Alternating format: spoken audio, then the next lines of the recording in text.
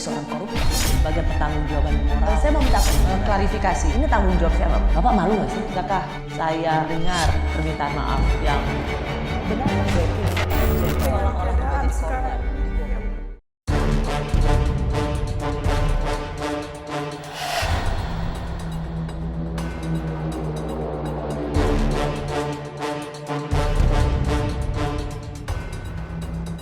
Kebebasan berpendapat akan dijamin. Maka itu saya sampaikan, Wakanda no more, Indonesia forever.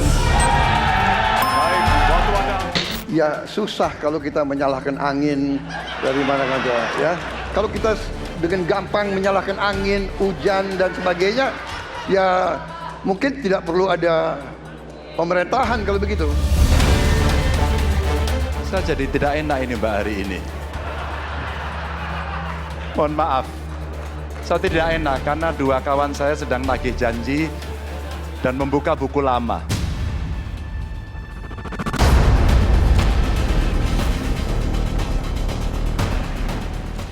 Debat Capres pertama ternyata berlangsung sangat cair. Tunggu dulu, aku mau jawab. Sesekali ada pernyataan dari para capres yang menggelitik. Namun, saling serang antar capres tetap tak terelakkan. Apa komentar Pak Prabowo terhadap putusan MK yang melahirkan MK itu? Itu aja. Mulai dari sindiran Ganjar terhadap Prabowo terkait putusan Mahkamah Konstitusi, hingga kritik Prabowo pada Anies soal penanganan polusi udara di Jakarta.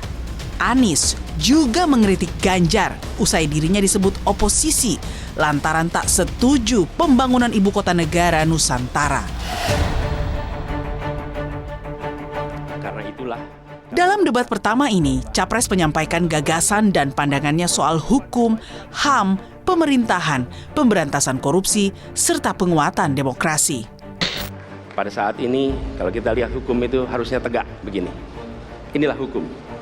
Dalam kenyataannya dia bengkok, dia tajam ke bawah, dia tumpul ke atas. Dan kondisi ini tidak boleh didiamkan, tidak boleh dibiarkan, dan harus berubah. Karena itu kita mendorong perubahan. Terima kasih. Hanya dengan kerukunan, hanya dengan kearifan, hanya dengan kebersihan jiwa, tidak dengan permainan kata-kata retorika, tapi sungguh cinta tanah air Indonesia akan maju. Semua ini bisa berjalan kalau kemudian pemerintahnya bersih, pemerintahannya bisa akomodatif, dan kita sikat korupsi itu tidak dengan kata-kata, dengan keseriusan. Debat memang berlangsung dinamis. Setiap capres menyampaikan gagasan dengan gaya dan karakteristik yang berbeda-beda. Harap tenang, Bapak Prabowo.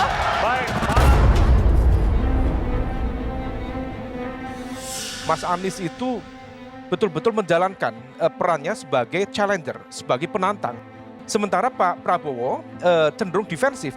Adapun Mas Ganjar relatif mencoba untuk berselancar di antara kedua itu. Debat Pilpres diharapkan bisa jadi rujukan bagi publik agar lebih jernih dalam memilih. Masyarakat harus cerdas di dalam memilih. Dan saya percaya masyarakat kita sudah sangat cerdas dalam menilai debat ini, dalam menilai rekam jejak di masa lalu. Mudah-mudahan pemilu ini menghasilkan pemerintahan yang benar-benar pro hak asasi manusia, pro pemberantasan korupsi, dan pro demokrasi. Masih ada catatan di debat pertama, perlu jadi perhatian pasangan calon. Pada debat selanjutnya, Capres-Cawapres harus mengeluarkan lebih banyak amunisi gagasan agar debat semakin berisi.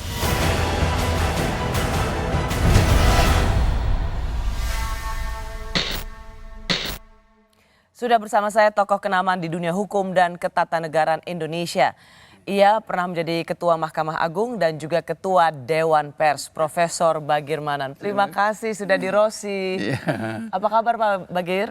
Baik sekali. Sehat. Gitu, sehat ya. Senang bisa ketemu Pak Bagir lagi.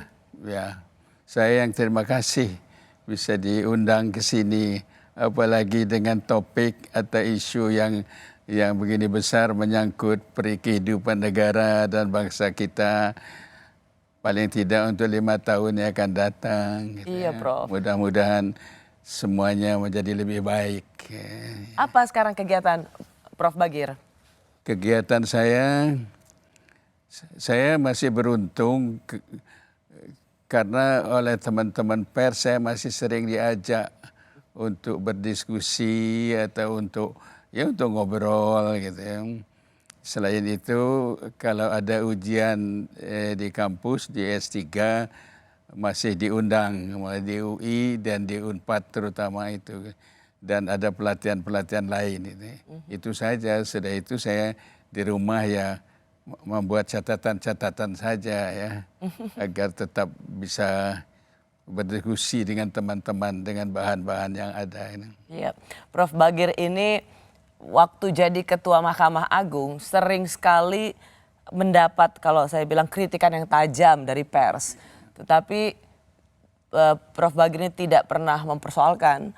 Bahkan Prof Bagir senantiasa menjadi tokoh bagi pers yang sangat mendukung kemerdekaan pers. Untuk itu terima kasih sekali lagi, Prof. Terima kasih sekali gitu ya, dihargai itu ya. Prof Bagir nonton debat pada hari Selasa lalu? Ya, saya tonton tapi ya tidak seluruhnya karena sampai malam juga mereka ya. Ini karena tentang pemerintahan, tentang supremasi hukum, pemberantasan korupsi, penguatan demokrasi. Ya. Cocok sekali mendengar pandangan Prof Bagir. Ya. Menurut Prof Bagir sendiri gimana? Kesan in general dulu, Prof, tentang debat kemarin. Ya, tema-tema yang mereka pilih sudah bagus gitu ya. Tentu saya belum tahu diskusi selanjutnya. Kita berharap ada tema-tema lain yang berkait dengan tema-tema yang langsung berkait dengan kehidupan masyarakat banyak ya. Baik di bidang sosial, ekonomi, termasuk juga dalam bidang politik yang menyangkut rakyat banyak. Itu justru barangkali makin penting untuk diutarakan atau dibuat rancangan yang baik demi kejayaan bangsa kita di masa yang akan datang. Gitu ya. Prof Bagir, ada kejutan juga tentang pertanyaan, karena saling sanggah atau saling bertanya di debat kemarin itu cukup panjang waktunya. Dan betul saja ternyata soal Mahkamah Konstitusi dan kemudian hasil dari Majelis Kehormatan MK itu tetap menjadi pertanyaan. Saya ingin mengingatkan kita semua seperti apa itu, karena ini sangat relevan ditanyakan pada Prof Bagir yang memiliki disiplin ilmu ketatanegaraan. Kita lihat sama-sama. Ya. Pada tanggal 25 Pak Prabowo mendaftar ke KPU sebagai pasangan calon presiden, calon wakil presiden. Sesudah keputusan MK. Dan kemudian di MK dibentuk MK yang hasilnya mengatakan bahwa terjadi pelanggaran etika berat. Kemudian Bapak punya waktu sampai dengan tanggal 13 November. Sesudah Bapak mendengar bahwa ternyata pencalonan persyaratannya bermasalah secara etika, pertanyaan saya, apa perasaan Bapak ketika mendengar bahwa ada pelanggaran etika di situ? Para pakar hukum yang mendampingi saya menyampaikan bahwa dari segi hukum tidak ada masalah. Masalah yang dianggap pelanggaran etika sudah diambil tindakan dan keputusan. Ya, waktu itu oleh pihak yang diberi wewenang, kemudian sudah ada tindakan, dan tindakan pun itu masih diperdebatkan karena yang bersangkutan masih memproses. Tetapi intinya adalah bahwa keputusan itu final dan tidak dapat dirubah. Ya, saya laksanakan ya. Dan kita ini bukan anak kecil, Mas Anies ya. Anda juga paham ya. Sudahlah ya. Sekarang begini. Intinya rakyat yang putuskan, rakyat yang menilai. Kalau rakyat tidak suka Prabowo dan Gibran, nggak usah pilih kami, saudara-saudara sekalian. Dan Saya tidak takut tidak punya jabatan, Mas Anies. Sorry ya. Sorry ya. Harap tenang. Mas Anies, saya tidak punya apa-apa. Saya sudah siap mati untuk negara ini. Prof Bagir lihat tanya dan jawab itu gimana, Prof Bagir? Ya. Jawaban Pak Prabowo yang menyatakan ini putusan hakim tidak salah, sudah benar. Putusan hakim ya putusan hakim. Soal terjadi pelanggaran etika itu adalah yang menyangkut pelaku-pelakunya, yaitu para hakimnya itu. Sedangkan putusan hakim adalah putusan yang mempunyai kekuatan mengikat. Apalagi dalam Undang-Undang Dasar kita ditegaskan putusan Mahkamah Konstitusi itu adalah putusan yang dalam bahasa asing disebut final and binding itu gitu ya. Jadi ini putusan hakim, terlepas suka dan tidak suka. Kalau ada yang keberatan terhadap putusan hakim, ya ada upaya hukumnya kalau ada gitu ya. Tapi kan putusan Mahkamah Konstitusi kan tidak ada upaya hukumnya. Betul. Ya. Prof, Kalaupun ada, mereka lakukan dengan gugatan baru ya. Prof, jadi Prof Bagir sendiri melihat dan menilai bahwa apa yang menjadi jawaban Pak Prabowo waktu ditanya soal putusan MK itu ya memang itulah jawaban yang paling benar. Karena itu sudah menjadi putusan MK, final and binding. Kalau Prof Bagir sendiri tetapi melihat apakah soal putusan MK yang kemudian dipersoalkan di MK-MK ini itu akan selalu menjadi pergunjingan atau menjadi ganjalan politik? Ya. Saya akademisi.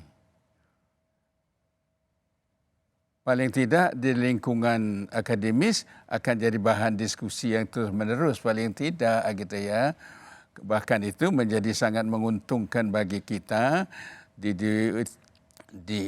lingkungan akademis, bahwa kita punya bahan untuk diskusikan bahwa hal ini pernah terjadi kita ya. Nah, pergunjingan itu kalau di luar kampus, pergunjingan itu kan harus dengan maksud tertentu gitu ya, untuk apakah mungkin tidak kita meninjaukan kembali putus itu, mungkin tidak itu dibatalkan dan sebagainya. Yang tadi seperti dikatakan Pak Prabowo bahwa itu putusan hakim ya, putusan hakim. Jadi kita tidak ada upaya lagi kecuali ada gugatan baru. Apalagi hakim menurut azasnya dia tidak bisa dengan begitu saja membatalkan putusannya sendiri gitu. Itu ininya. Jadi itu pergunjingan itu sepanjang itu dipikirkan untuk mempunyai satu akibat politik tertentu, menurut saya tidak akan efektif lagi. Gitu. Tidak akan efektif lagi. Jadi satu hal yang menjadi catatan adalah catatan penting yang menjadi pegangan Pak Bagir setuju ya bahwa ini sudah final and binding, sudah putusan tetap mengikat, jadi sebaiknya tidak dipersoalkan lagi. Tetapi bahwa bagi kalangan cendekiawan akademis ini terus didiskusikan supaya untuk pembaruan, supaya ini menjadi satu catatan pelajaran tentang konstitusi, itu adalah sesuatu yang sah saja. Ya, itu bagian dari kegiatan ilmiah gitu ya. Baik, para calon presiden ini ditanyakan juga soal independensi hakim. Nah, seperti apa komentar dari mantan Ketua Mahkamah Agung? Terima kasih, komitmennya Pak Prabowo luar biasa. Tapi dalam konteks kekinian saya terpaksa, ini mohon maaf Pak ini, terpaksa sekali saya harus bertanya. Apa komentar Pak Prabowo terhadap putusan MK yang melahirkan MK-MK itu? Saya kira mengenai Mahkamah Konstitusi, aturannya sudah jelas. Kita juga bukan anak kecil. Rakyat kita juga pandai, rakyat kita lihat, rakyat kita tahu. Mas Ganjar, kita tahulah ya bagaimana prosesnya ya. Yang intervensi siapa? Ya kan? yang intervensi siapa, tapi intinya adalah kita tegakkan konstitusi, kita tegakkan undang-undang, kita perbaiki yang kurang sempurna, dan kita patuh kepada komitmen undang-undang itu sendiri. Jadi saya kira itu. Masih bersama saya Ketua Mahkamah Agung dari tahun 2001 sampai 2008. Ia juga Guru Besar Fakultas Hukum Universitas Padjadjaran, Profesor Bagir Manan. Prof. Bagir tadi sudah mendengar. Sebenarnya ini adalah subtema dari independensi hakim dan kemudian masuk juga soal hakim di Mahkamah Konstitusi. Apa pandangan Prof. Bagir soal independensi hakim dalam hal ini, misalnya yang difokuskan adalah soal Mahkamah Konstitusi?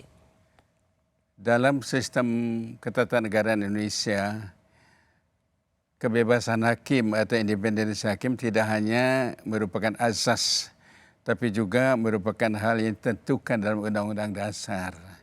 Jadi mempunyai sifat konstitusional itu ya, bahwa kekuasaan hakim adalah kekuasaan yang merdeka lepas dari pengaruh pemerintah. Itu Undang-Undang Dasar kita.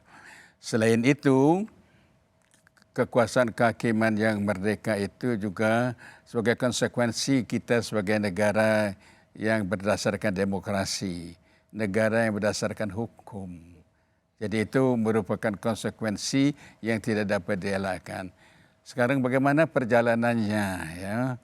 Artinya dari segi hukum dan azas itu sudah selesai. Tapi kan akhirnya kenyataanlah yang akan menentukan apakah benar kita independen atau tidak gitu. Nah, kalau kita lihat bagaimana mengukurnya bahwa seorang hakim itu independen, tidak diintervensi.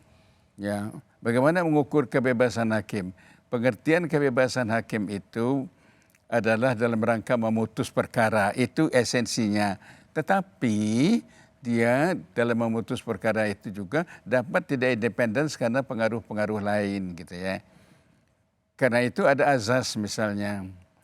Seorang hakim tidak akan memutus suatu perkara kalau dia merasa mempunyai kepentingan atas perkara itu. Seorang hakim tidak dapat memutus perkara itu kalau dia punya kepentingan pada perkara itu. Juga dia tidak boleh memutus suatu perkara kalau dia sudah a priori mempunyai satu sikap terhadap pihak yang berperkara. Jadi hakim itu tidak boleh punya konflik kepentingan pada suatu perkara. Ya. Apakah dia punya kepentingan terhadap perkara itu atau dia ingin betul-betul ingin mengalahkan perkara itu. Itu sudah tidak boleh lagi.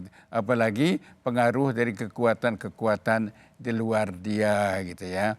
Nah, memang pada tingkat tertentu misalnya hakim konstitusi dan hakim Mahkamah Agung, pengangkatan mereka ada campur tangan politik, yaitu lewat DPR dan Presiden. Tapi untuk menjamin itu di berbagai negara ada cara untuk menjamin agar pengaruh pengangkatan itu tidak berlanjut, yaitu jabatan presiden, jabatan hakim seumur hidup atau sampai batas umur tertentu. Hakim tidak boleh disalahkan karena putusannya, kecuali menurut upaya hukum sudah ditentukan secara konstitusional. Itu untuk menjaminnya itu. Tapi kan manusia adalah manusia, kan kita tidak tahu bahwa dari masuknya dari mana itu.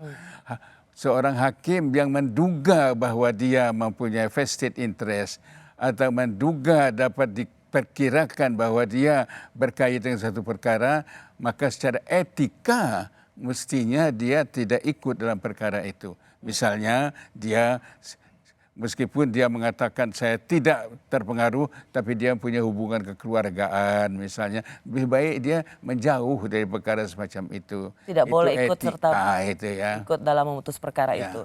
Ada yang menarik dari apa yang dikatakan oleh calon presiden nomor urut 1 Anies, yaitu soal intervensi eksekutif pada yudikatif. Prof dengar ya apa katanya Pak Anies waktu itu?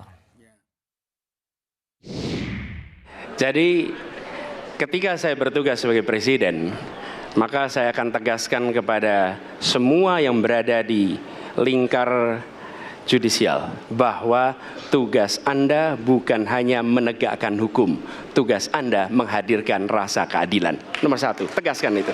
Yang kedua, bila terjadi praktek-praktek di mana keadilan tidak hadir, maka negara tidak boleh diam dan mengatakan, itu kan proses hukum. Tidak bisa.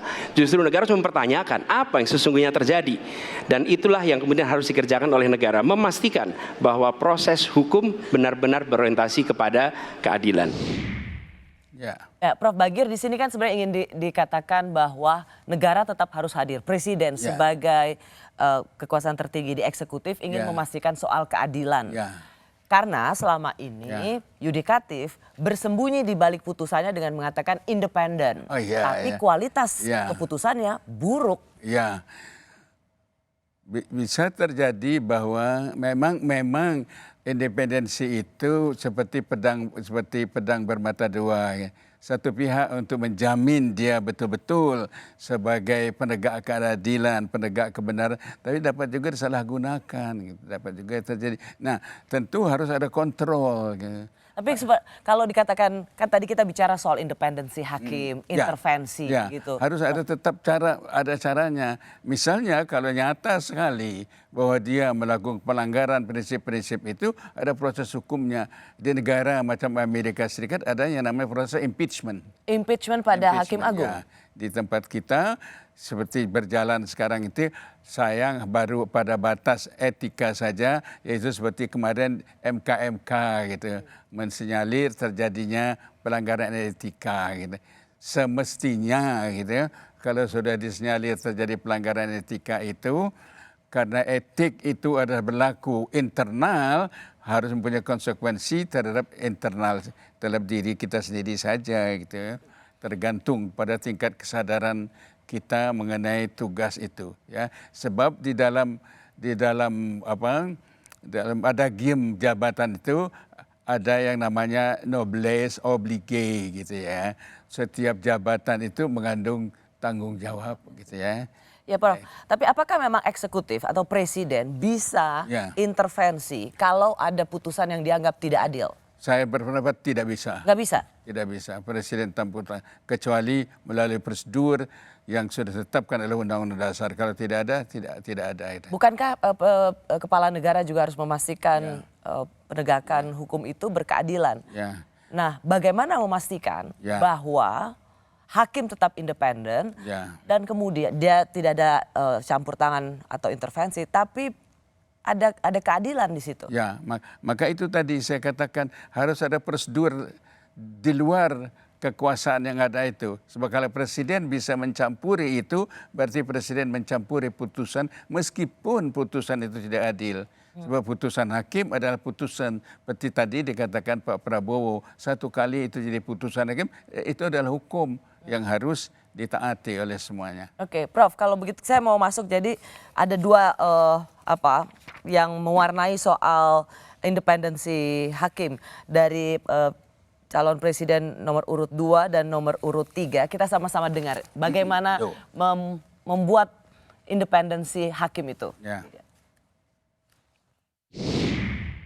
Saya sangat setuju bahwa kehakiman harus independen, kehakiman harus yudikatif, harus independen dan harus kuat dan tidak boleh diintervensi oleh kekuasaan. Manakala saya menerima mandat dari rakyat, saya akan memperbaiki kualitas hidup semua hakim-hakim di Republik Indonesia, semua pekerja di sekitar pengadilan dan semua penegak hukum akan saya perbaiki kualitas hidupnya, gajinya diperbaiki supaya mereka tidak dapat diintervensi, tidak dapat disogok, tidak dapat dikorup.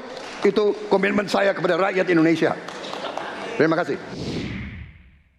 Menaikkan gaji hakim dan semua pekerja di lingkungan peradilan.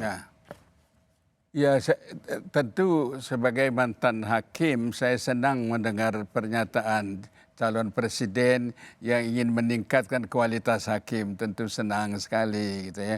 Tetapi itu tidak merupakan jaminan gitu ya. Sebab yang terjadi sekarang misalnya korupsi, Bu Lucy, orang yang korupsi itu adalah orang-orang yang sebetulnya dari segi kehidupannya tidak membutuhkan apa-apa lagi. Jadi korupsi karena kerakusan. Ya, kemudian yang kedua, mereka tahu bahwa korupsi itu melanggar hukum, tapi mengapa mereka lakukan juga? Artinya ada sesuatu yang lain yang menyebabkan mereka tidak takut melanggar hukum, yaitu antara lain saya katakan etika, lemahnya etika. Jadi kalau meskipun cukup hidup, cukup segala macamnya, kalau prinsip-prinsip etik tidak tegak, maka itu dapat terjadi pelanggaran. Kalau kita lihat misalnya introspeksi untuk Mahkamah Agung, Prof. Ya, Kita tahu ada Hakim Agung yang kemudian jadi tersangka karena kasus korupsi. Ya. Mereka memang kekurangan dari sisi gaji? Ya. Saya tidak lagi berkeyakinan itu karena kekurangan gaji itu.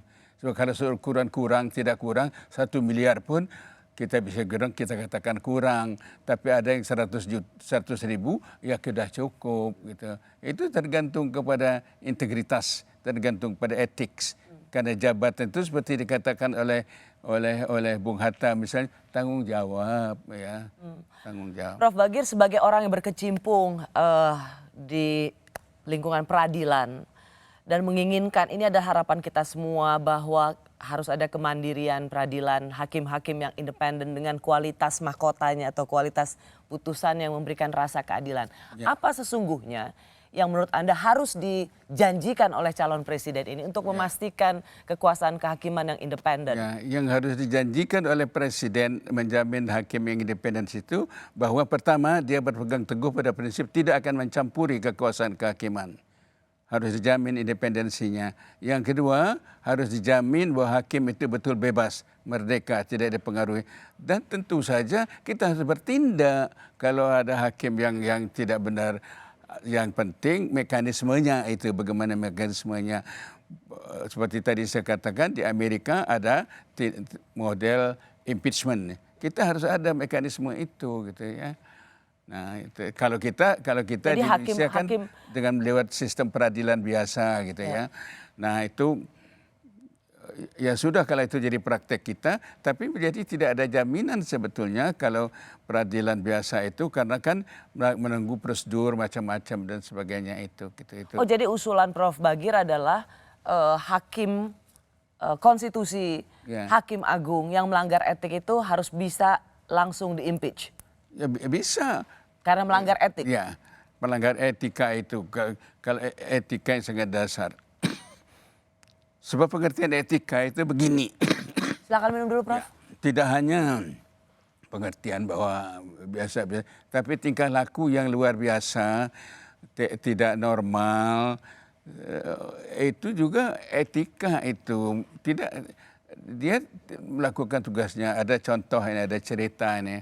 Seorang hakim yang luar biasa ininya itu ya, sulit sekali. Pekerjaannya bisa bergaul dengan pelacur dan sebagainya gitu ya. Nah, akhirnya karena itu dia kena impeachment karena dianggap itu melanggar hal yang sangat basic. Oh, gaya hidup. Tingkah laku hakim, hal seperti itu. Tingkah laku yang tidak keruan seperti itu. Apalagi kalau sudah melanggar hukum ya, korupsi, nerima suap dan sebagainya itu. Prof, siapa yang bisa melakukan itu? Kalau MK kan akan ditentukan oleh Ketua Mahkamah Konstitusi sendiri. Kalau MA, apa usulan Prof? Ya, kita punya lembaga ya. Di Amerika misalnya impeachment dilakukan oleh Senat Amerika gitu ya. Kita mempunyai lembaga yang namanya misalnya DPD misalnya itu. Apakah DPD secara konstitusional tidak bisa diberi kewenangan seperti itu? Dia sebagai penegak etik. Karena DPD tidak terlibat dalam urusan sehari-hari yang berkait dengan pembentukan undang-undang gitu, misalnya begitu ya. Kalau mau kita ke sana. Oke. Prof, kita akan masuk ke soal pemberantasan korupsi. Karena jelas ada lembaga seperti KPK yang disebut harus dikembalikan kembali fungsinya seperti semula. Saya ingin tanya Prof Bagir soal ini.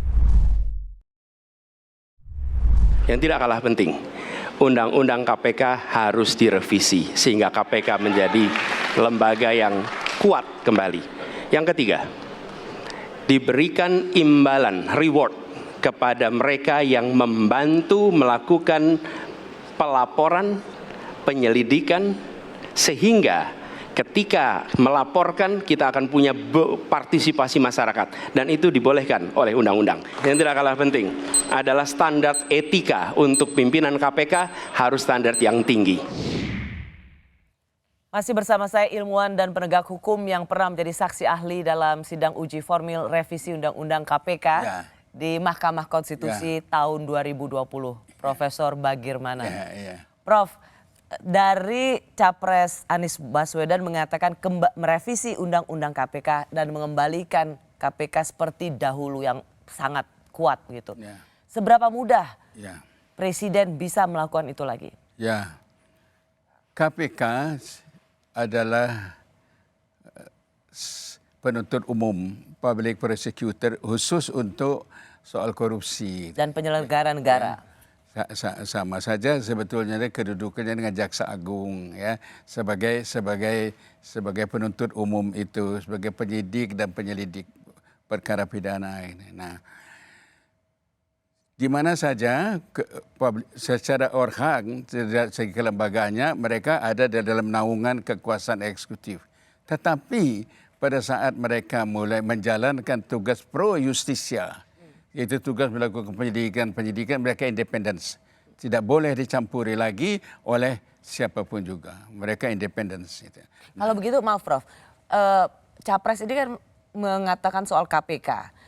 Mengapa KPK secara faktual itu berbeda sekali antara waktu sebelum direvisi dan setelah direvisi. Jadi di mana sesungguhnya titik lemah dari revisi itu? Ya, ini juga hal yang harus kita akui, budaya politik kita gitu ya. Menurut saya gitu. Mestinya ada komitmen bahwa seorang anggota KPK itu adalah mesti independen gitu. Karena itu tidak boleh ada unsur-unsur pertimbangan politik, unsur-unsur pertimbangan lain dalam rangka memilih siapa yang mestinya menjadi anggota KPK itu. Pimpinan KPK ya maksudnya pimpinan ya. KPK ya. Tidak boleh ada bahasa orang kita atau bukan orang kita, tidak boleh. Gitu ya. Dia adalah satu lembaga yang independen. Gitu ya. Waktu Undang-Undang KPK masih yang dulu, itu kan juga pimpinan KPK dari DPR. Sekarang juga dari DPR. Tampaknya yang dirasakan perbedaannya adalah karena pimpinan KPK itu kemudian dibawa eksekutif dan kemudian tidak sekuat dulu. Apakah Prof membenarkan ini atau mengkoreksi persepsi? Ya. Tapi begini Bu Lucy, menguatnya suatu lembaga tidak selalu karena dijamin oleh undang-undang. Tidak selalu dijamin oleh satu ketentuan. Tapi bisa dijamin oleh penghuni-penghuninya. Penghuni-penghuninya yang mempunyai integritas tinggi, yang mempunyai satu kewibawaan tinggi. Mereka dapat menjadi penegak-penegak independensi yang terjamin itu. Kalau gitu Prof Bagir setuju mana? Merevisi kembali Undang-Undang KPK atau yang ini tidak apa-apa? Seberapa penting menurut Prof Bagir ada revisi Undang-Undang KPK? Saya termasuk orang yang tidak begitu suka itu main revisi sebentar diubah. Macam sekarang Undang-Undang MK, ini sudah mau yang kelima ini Undang-Undang MK itu sejak yang pertama kali gitu. Sebab itu bisa mempengaruhi satu tidak lahirnya satu tradisi bagaimana lembaga itu berjalan sebagaimana mestinya. Karena orang tidak ada kepastian hal itu. Nah, soalnya bukan undang-undang yang akan lebih menentukan, tapi bagaimana kita mengelola, bagaimana kita menjalankan, bagaimana integritas dari mereka yang ada di dalamnya itu gitu ya. Jadi bukan soal undang-undang ya Prof? Bukan soal undang-undang bagi saya gitu ya. Kalau begitu Prof, coba kita dengarkan juga dari Capres Prabowo soal pemberantasan korupsi, dan saya mau mendengar bagaimana tanggapan Prof Bagirmanan. Ini dia. Korupsi adalah pengkhianatan terhadap bangsa. Korupsi harus diberantas sampai ke akar-akarnya. Kita harus perkuat KPK kita harus perkuat juga kepolisian, kita harus perkuat juga kejaksaan, kita harus perkuat ombudsman, semua badan-badan yang bisa membantu untuk mitigasi korupsi harus kita perkuat. BPK, BPKP, inspektorat di tiap kementerian ini harus diperkuat. Jadi saya sependapat korupsi harus diberantas sampai seakar-akarnya. Ada yang Prof mau tanggapi? Ya, saya sudah pada tahun 22 pernah menulis dengan judul Apakah Korupsi Bisa Diberantas? Ya. Saya berpendapat bahwa korupsi bukan lagi sekedar persoalan hukum. Seperti tadi saya katakan, mereka tahu bahwa perbuatan melanggar hukum mereka lakukan juga gitu ya. Dan begitu meluasnya sehingga persoalan-persoalannya itu menjadi ada bahasa bahwa korupsi di Indonesia paling luas di dunia, paling banyak di dunia dan sebagainya itu. Saya berpendapat bahwa persoalan-persoalan di luar hukum, baik itu di lingkungan pemerintah, luar pemerintahan. Saya dalam tulisan saya katakan unsur sistem birokrasi kita juga menyebabkan birokrasi yang berbelit-belit dan sebagainya, karena orang berurusan jadi susah, maka orang akan mencari jalan yang mudah. Unsur tatanan politik yang juga bermacam-macam, ini juga perlu mendapat pemikiran kita, tatanan politik apakah di bagian mana tatanan politik itu yang dapat mendorong terhindarnya korupsi gitu ya. Ini juga banyak banyak menjadi bahan kajian bahwa di politik itu sungguh-sungguh membutuhkan biaya yang mahal dan itu sangat-sangat dan terbukti membuka peluang untuk korupsi. Prof, yang menarik juga dari Capres 03 itu juga membuat diferensiasi dalam hal pemberantasan korupsi, yaitu memiskinkan koruptor, perampasan aset dan memenjarakannya di Nusa Kambangan. Seberapa mungkin perampasan aset ini juga menjadi efek jera? Pada dasarnya itu kan dalam upaya pemberatan. Kalau dalam pengajaran kriminologi itu sebagai satu bentuk lebih meningkatkan rasa takut orang untuk melanggar gitu ya. Karena ada begini, orang koruptor itu tidak takut dipidana, tidak takut dipenjara, karena nanti dia bisa punya, nanti tinggal bisa diatur kalau ada kenal orang dalam. Ya itu betul. Artinya kita perlu ada satu alat hukum lain untuk lebih mengefektifkan pemberantasan korupsi, meningkat rasa takut, termasuk tadi perampasan aset. Ya. Seberapa urgent menurut Prof Bagir ini perampasan aset ini sesuatu yang prioritas untuk pemberantasan korupsi? Saya lanjut sedikit. Atau bahasa proses perampasan aset itu berkaitan dengan proses pemiskinan gitu ya dikatakan gitu. Nah, kita perlu agak berhati-hati kalau sudah sampai proses pemiskinan karena dia mempunyai akibat terhadap anaknya atau segala macamnya, dan ada aset-aset yang tidak ada kaitan dengan korupsi. Pada dasarnya semua aset yang dapat diperkirakan didapatnya dari korupsi itu negara boleh ambil gitu. Ya. Tetapi jangan juga sampai aset yang tidak ada kaitannya dengan korupsi kita ambil, proses pemiskinan yang akan menyebabkan anak istrinya menjadi terlunta-lunta, itu menjadi urusan negara juga. Tidak adil. Itu juga memberikan ketidakadilan. Tapi menurut Prof Bagir setuju ya? Bisa dipakai untuk sebagai salah satu metode. Gitu, perampasan aset itu perlu segera diundangkan. Tetapi memang prinsip kehati-hatian harus dilaksanakan. Jangan sampai aset yang tidak ada kaitannya dengan praktek korupsi ikut disita. Ya perlu diperhatikan sebab jangan sampai kita ingin menegakkan keadilan dengan cara-cara yang tidak adil gitu. Jangan sampai terjadi seperti itu. Prof, mana yang lebih penting? Menguatkan kembali KPK atau RUU perampasan aset segera diundangkan? Ya. Menguatkan kembali KPK bagi saya lebih prioritas. Ya, tapi pengertian menguatkan KPK bukan hanya sekedar prosedur pengangkatannya, bukan hanya sekedar jaminan hidupnya, bukan sekedar hanya bagaimana memperbesar, tapi berbagai macam subsistem yang lain harus memberi dorongan agar mereka lebih kuat.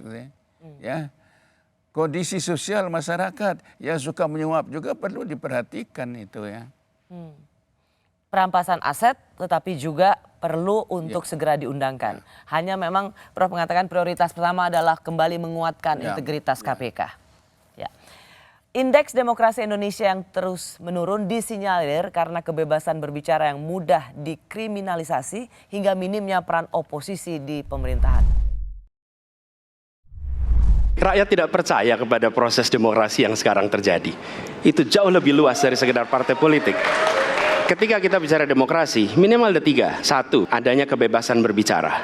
Yang kedua, adanya oposisi yang bebas untuk mengkritik pemerintah dan menjadi penyeimbang pemerintah. Yang pertama, tidak ada demokrasi tanpa partai politik. Tidak ada, suka tidak suka, mau tidak mau. Dan fungsi partai politik itu adalah agregasi, sumber rekrutmen kader, pendidikan politik. Maka Mas Anies, soal oposisi tidak oposisi, soal kepentingan saja kok. Kapan kita bertemu, kapan kita tidak bertemu, dan kemudian kita akan bersikap pada posisi masing-masing. Saya berpendapat Mas Anies ini agak berlebihan. Mas Anies mengeluh tentang demokrasi ini dan itu dan ini. Mas Anies dipilih jadi gubernur DKI menghadapi pemerintah yang berkuasa. Saya yang mengusung Bapak. Kalau demokrasi kita tidak berjalan, tidak mungkin Anda jadi gubernur. Kalau Jokowi diktator, Anda tidak mungkin jadi gubernur. Saya waktu itu oposisi, Mas Anies. Anda ke rumah saya, kita oposisi, Anda terpilih. Saya masih bersama mantan Ketua Mahkamah Agung yang juga pernah menjabat sebagai Ketua Dewan Pers, Profesor Bagirmanan. Prof, lihat tadi 3 saut-sautan itu apa pandangan Prof? Ya. Seru ya? Pertama, komentar saya terhadap demokrasi mereka sendiri. Pertama, kesan saya para kandidat hanya melihat demokrasi sebagai prosedur, tidak melihat demokrasi substansi demokrasi itu. Ya. Apa yang Prof lihat? Substansi demokrasi itu adalah memuliakan warganya, ya, bukan hanya prosedur diperlukan pada saat akan pemungutan suara saja, gitu misalnya gitu. Kemudian yang kedua, ketika mereka berbicara tentang perlunya oposisi atau tidak perlunya oposisi, pengertian oposisi itu artinya hak untuk menjemit hak untuk berbeda pendapat. Hak mempunyai bandingan pendapat. Kita manusia tidak selalu benar dalam segala hal, meskipun atas nama mayoritas gitu. Ya. Bisa saja salah mayoritas itu. Sebetulnya adanya oposisi itu justru menguntungkan karena akan ada orang yang dengan cuma-cuma mengingatkan kita, itu jangan terus ke sana dong, gitu ya.